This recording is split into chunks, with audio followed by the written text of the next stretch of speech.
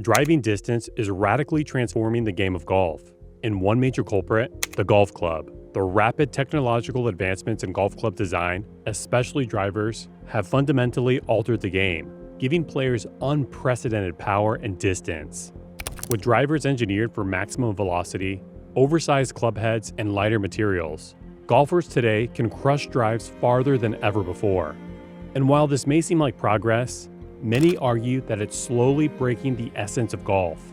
Introduced in the late 1990s, titanium drivers were the first significant leap, providing players with an unprecedented ability to hit the ball farther than they ever imagined. But the evolution of the golf club didn't stop there. From titanium to composite materials, the transformation of golf clubs has stretched the limits of the game. Some believe these technological advancements have fundamentally changed the way the game is played, perhaps for the worse. Let's take the 13th hole at Augusta National Golf Club, for example. Since its inception in 1934, the 13th hole was designed as a par 5, requiring players to hit a series of precise shots to reach the green. Golfers would first hit down the fairway, then carefully navigate a dogleg left around the cluster of trees before attempting to land on the green.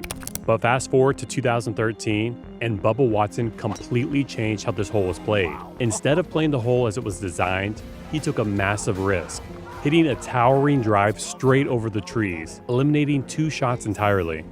This aggressive play earned him a Masters victory, but it also raised an important question. Are modern golf clubs making the sport too easy? To truly understand the implications, we need to explore the evolution of golf club technology. The earliest golf clubs were crude and simple, crafted from wood with hickory shafts and wooden heads. These clubs, while charming in their simplicity, were difficult to control and couldn't generate the kind of power we see today. Driving distance was limited, often capped at around 160 to 170 yards. Golf at its core was about precision, strategy, and finesse. But as the sport grew in popularity, so did the demand for better equipment. By the early 20th century, steel shafts began to replace hickory, giving golfers more power and accuracy. Players could now hit the ball farther with more control. The game slowly evolved, but it still retained its original strategic elements.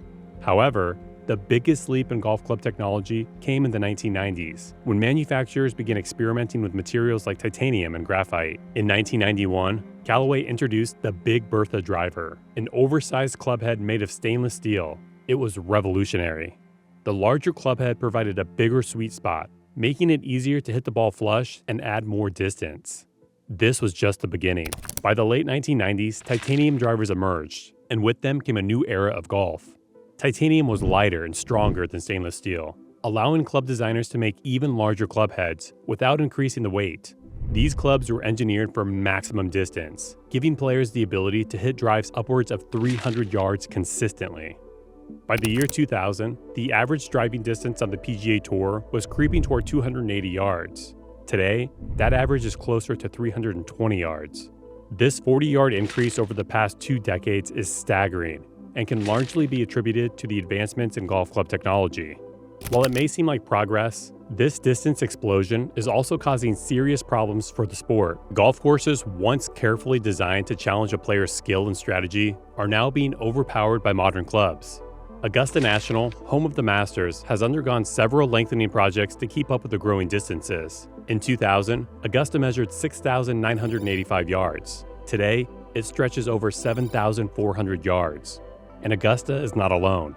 Many of the world's most historic courses are being forced to extend their layouts, move tees back, and add hazards to maintain their challenge. The problem with these longer courses is that they fundamentally change how the game is played. Bunkers that once served as strategic obstacles are now irrelevant. Par 5s that required careful planning can now be reached in 2 shots by many professionals. The variety of shot making that used to define the sport is being reduced to a simple game of power. With every new club design, the emphasis shifts further away from finesse and precision and more toward raw distance. In 2021, the USGA and R&A, the 2 governing bodies of golf, launched a distance report, highlighting the increasing lengths that players were hitting the ball, primarily due to club technology. This report raised concerns about the future of the sport.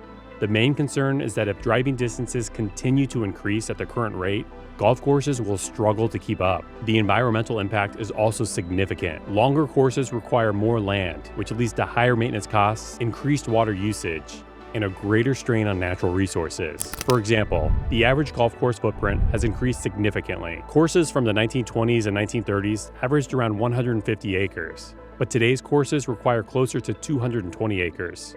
This increase not only drives up the cost of building new courses, but also limits where they can be built. The environmental strain of maintaining these massive courses is becoming a major issue. More water is required to keep the expanded fairways lush. More chemicals are needed to maintain the greens, and more trees must be planted or removed to accommodate the new designs. Moreover, the economic impact on golfers and courses is undeniable. Professional and amateur golfers alike are constantly chasing the latest equipment to gain a competitive edge. The cost of a high-end driver can easily exceed $500. And with manufacturers releasing new models every year, many golfers feel the pressure to upgrade regularly. This arms race of sorts is making the sport more expensive for both players and course operators. As if that weren't enough, the technological advancements in golf clubs are also leading to a skill gap. Players with access to the newest clubs have a distinct advantage over those who don't. While skill is still a crucial factor, the role of equipment in determining success has never been more apparent. Amateurs are often left struggling to keep up with the rapid changes in club technology,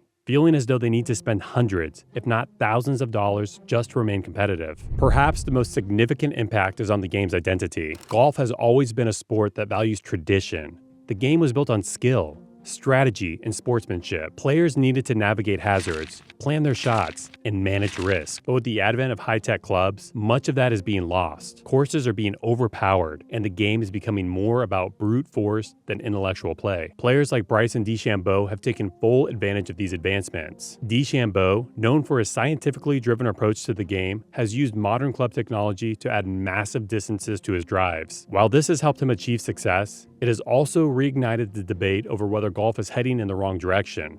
Are we losing the art of course management and the challenge of strategic shot making? The USGA and R&A are now exploring potential rule changes to address these concerns. Some proposed ideas include limiting the size of club heads, capping driver lengths, or even reducing the trampoline effect of club faces to limit how far the ball can travel. These changes, while controversial, aim to restore balance to the game and preserve its traditional elements. However, implementing such rules could prove difficult. Manufacturers and players alike have become accustomed to pushing the limits of club technology. Rolling back these advancements would be met with significant resistance.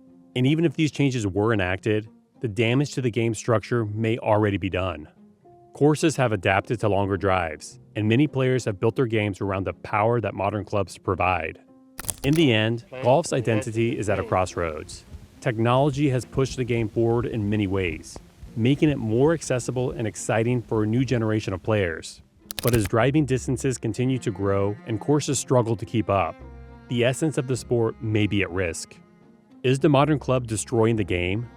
Or is it simply part of the sport's natural evolution? Only time will tell, but one thing is clear: the golf club has changed the game, for better or worse.